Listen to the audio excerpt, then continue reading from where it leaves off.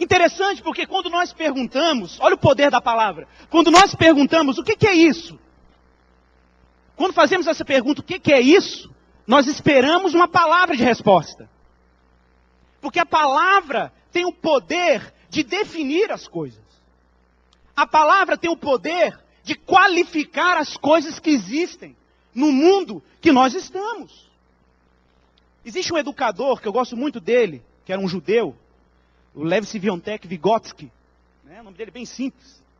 Morreu novo, muito culto, mas morreu muito novo, morreu com seus 30 e poucos anos. Tinha feito várias pesquisas já na área de educação.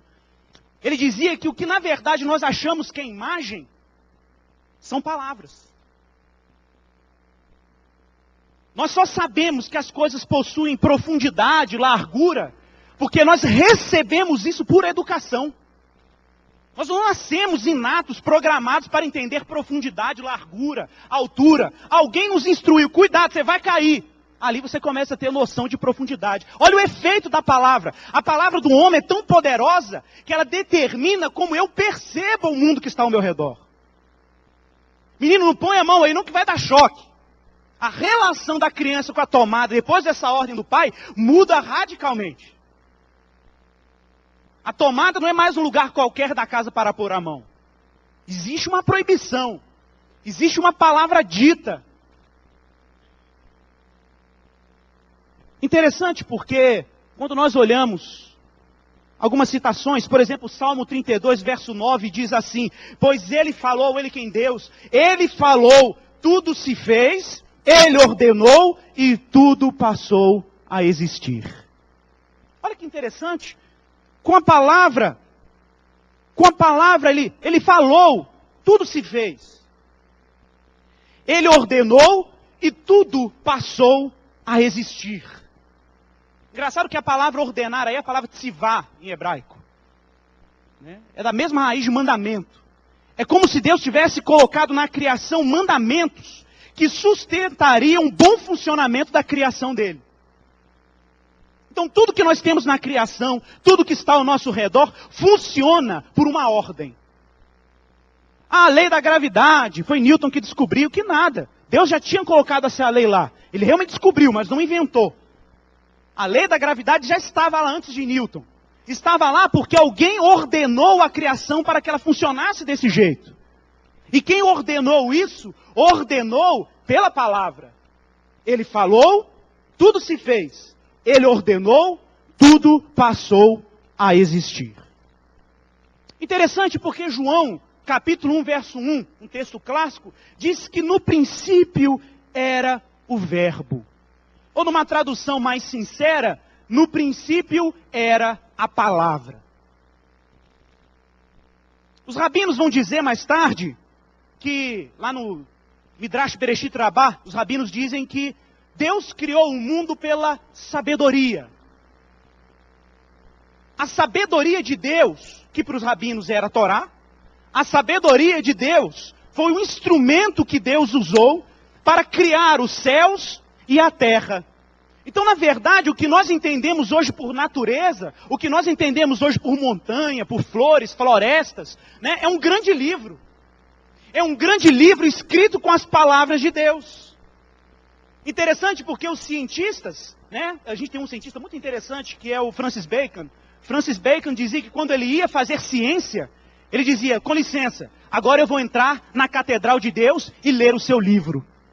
Então ele entrava na criação e interpretava a criação como um grande livro a ser desvendado. Porque de alguma forma, tudo que existe e tudo que está no mundo, existe pela palavra. A palavra de Deus está na criação. E a nossa percepção da criação de Deus acontece pela palavra. Por isso, no princípio, era a palavra.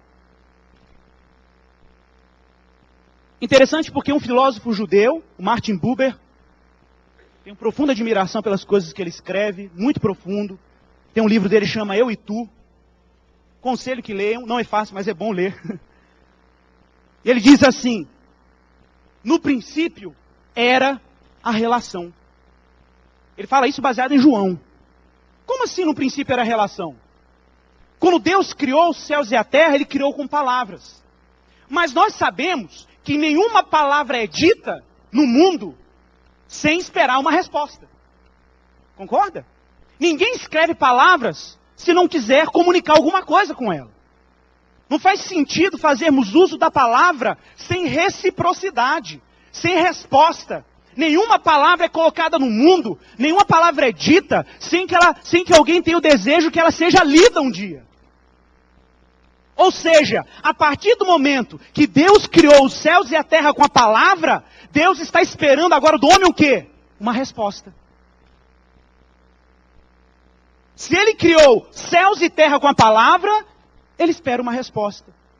Porque Deus é um Deus que na sua essência, Ele é um Deus relacional.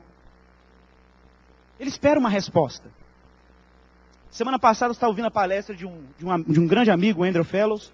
Ele dizia o seguinte, que Deus se revela o suficiente para que aqueles que o busquem, o encontrem. Mas Ele não se revela o suficiente para que os céticos também o encontrem. Ou seja, Deus se oculta o suficiente para que aquele que não está nem aí para Ele não encontre nunca. Mas Ele se revela o suficiente para que aqueles que o perseguem, o buscam dia e noite, o encontrem. É aquilo que diz na Bíblia. Como é que é? Buscareis e me achareis de todo. Deus se revela o suficiente para que aqueles que o buscam encontrem. Agora, se eu sou ateu, já nasci com a predisposição para ser ateu, cresci com olha, eu já estou convencido, não me venha com argumento, já estou convencido que Deus não existe. Ótimo, Ele não vai se revelar para você. Mas Deus colocou informação suficiente com a sua palavra na criação para que o homem o encontre. Olha o que diz Provérbios capítulo 8, verso 1. Olha que interessante.